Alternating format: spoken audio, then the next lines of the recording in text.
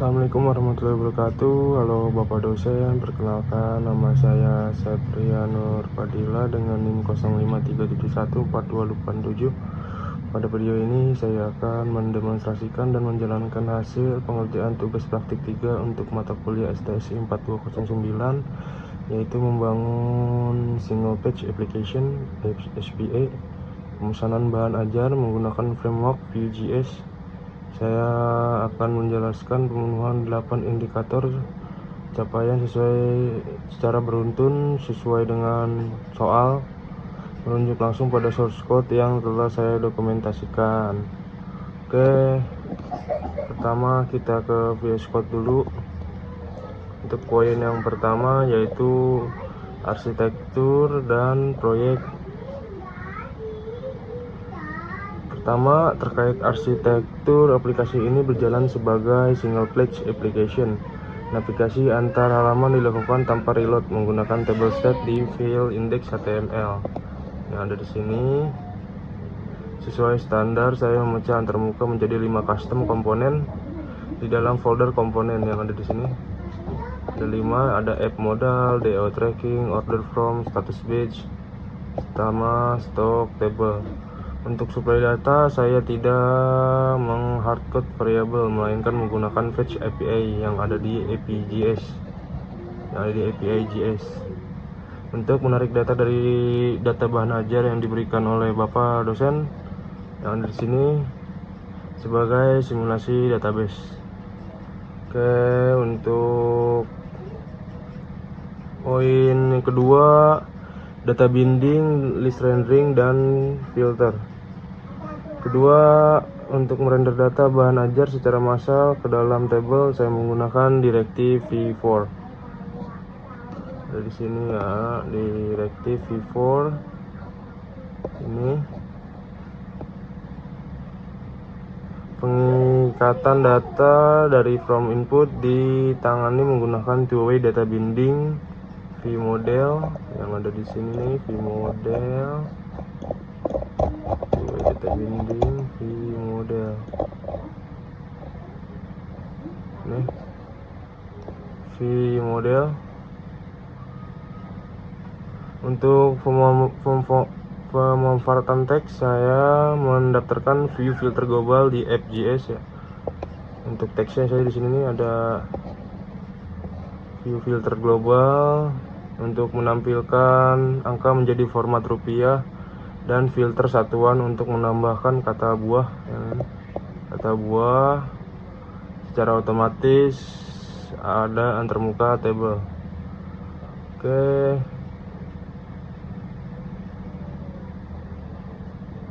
kita coba di live server ya, kita coba di live server apakah katanya rupiah dan nggak ada kata buahnya. Oke, di sini untuk harganya ada nominal rupiahnya ya, dan untuk quantity di sini saya pakai buah 28 buah, 20 buah, 7 buah, 15 buah. Oke, untuk poin 2 sudah selesai. Selanjutnya poin ketiga pada soal yaitu penggunaan kondisional. Ketiga, kondisional saya menggunakan directive vshow. Directive vshow di struktur root untuk mengatur pergantian tampilan tab stock, tracking, dan order karena elemennya sering ditagel secara bergantian, sedangkan VIPs yang ini di sini poin 1.3 list vshow dan VIP, sedangkan detail isi komponen modul hanya akan dirender dan dimunculkan oleh DOM apabila pengguna sudah memilih opsi paket. Jika paket belum dipilih, elemen tersebut benar-benar dihilangkan dari halaman. Contohnya kayak gini nih. Kita ke live server ya, ini live server. Kita ke pemesanan, terus kita pilih paket modul. Nah, di sini nih ada pilihan jadinya. Terus tunjukkan Nah, ketika diklik ya paketnya nih, paket IPA dasar contohnya daftar isi komponen buku, ada jenis kategori buku yang harus dibeli dalam paket ya, udah otomatis ditambahkan, dan juga harganya di sini sesuai paket. Oke, poin ketiga udah. Selanjutnya kita ke poin keempat, yaitu compute method property. Untuk algoritma pencarian, penyaringan, filter, dan pengurutan sorting, saya membungkusnya di dalam compute property bernama filter stock. Ada di filter stock yang saya masukkan di dalam stock table ya, ini yang ada di sini. Filter stock ini jauh lebih efisien karena dibandingkan metode property akan dicek dan hanya melakukan recompute ulang apabila variabel dependensinya seperti keyword pencarian berubah. Sementara itu untuk manipulasi aksi CRUD ya, seperti simpan dan hapus data, saya menempatkan di blok metode. Contohnya kita ke lab server lagi. Di sini di bagian stok nih, di kolom pencariannya ya. Jadi ketika kita mau nyari buku nih yang ada di daftar bawah di sini nih, contoh EKMA, nah dia langsung nongol gitu ya, atau pengantar gitu. Jadi untuk poin filter compute property, compute dan method property ini khusus ya di poin keempat. Terus untuk poin kelima, penggunaan watcher, minimal 2 watcher ya. 2 watcher, saya mengimplementasikan 2 buah fungsi watcher untuk memantau perubahan secara reaktif. Watcher pertama ada di stock table. Kita balik lagi ke Pioscope-nya. Ada di stock table yang ini watcher pertama di atas. Nah, ini watcher pertama memantau filter UPBJ untuk depend drop down kategori ya.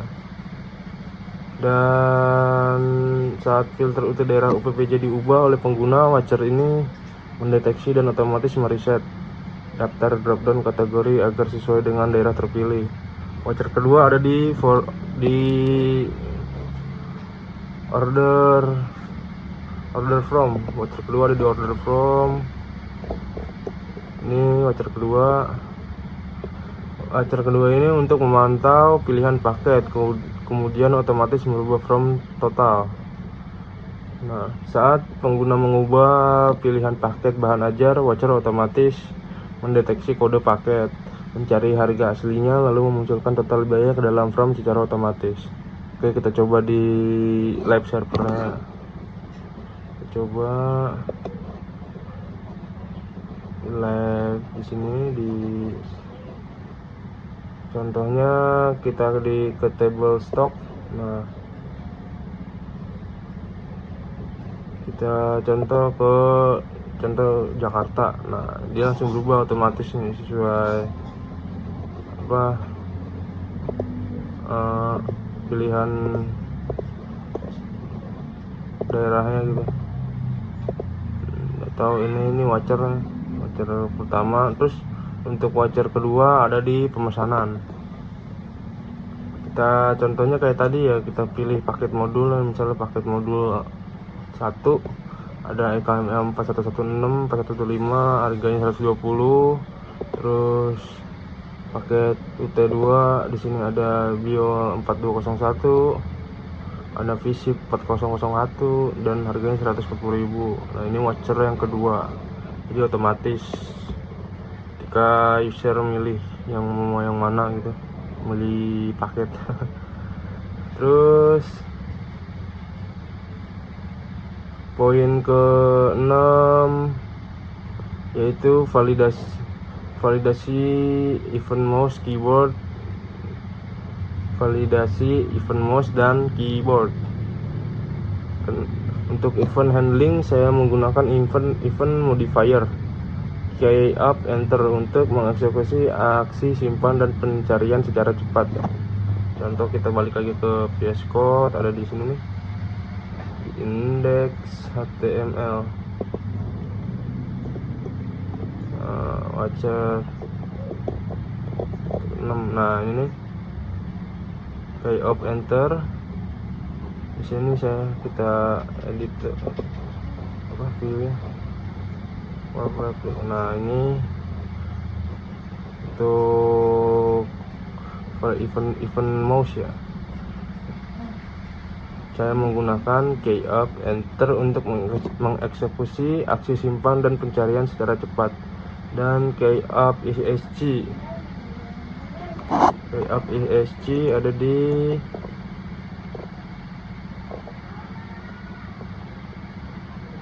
key up. Nah ini di sini key up ESC untuk mereset inputan keyboard.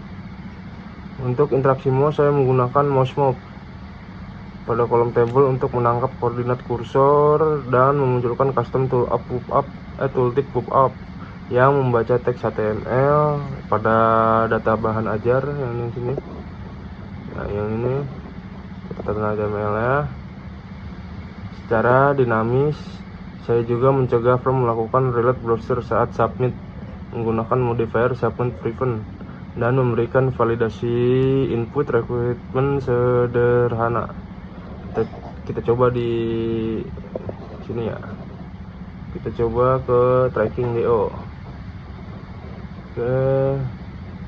Kalau kita contoh tik asal-asalan gitu ya, asal-asalan, terus kita cari kan kosong. Kalau kita tekan ESC dia bakal reset lagi. Nah ini yang saya gunakan di key up ESC. Terus kita coba lagi ke table stock ya. Nah kita reset dulu. Oke, udah di reset. Terus nah ini nih, kalau kita mouse kita arahin ke status misalnya aman edisi 2024 cetak ulang, terus ini menipis cover baru, ada pop up nya ya, jadinya di ininya kolom statusnya ada tooltip pop up. Oke, untuk poin ke-6 ini udah selesai. Lanjut ke poin ke-7 dan ke-8 ya, kreativitas dan custom komponen model. Di tab pemesanan sebagai nilai tambah UI UX, saya mengintegrasikan library Swift Alert 2 agar notifikasi berhasil. Gagal menggunakan animasi pop-up yang modern. Sistem SPA ini juga terintegrasi sempurna secara reaktif.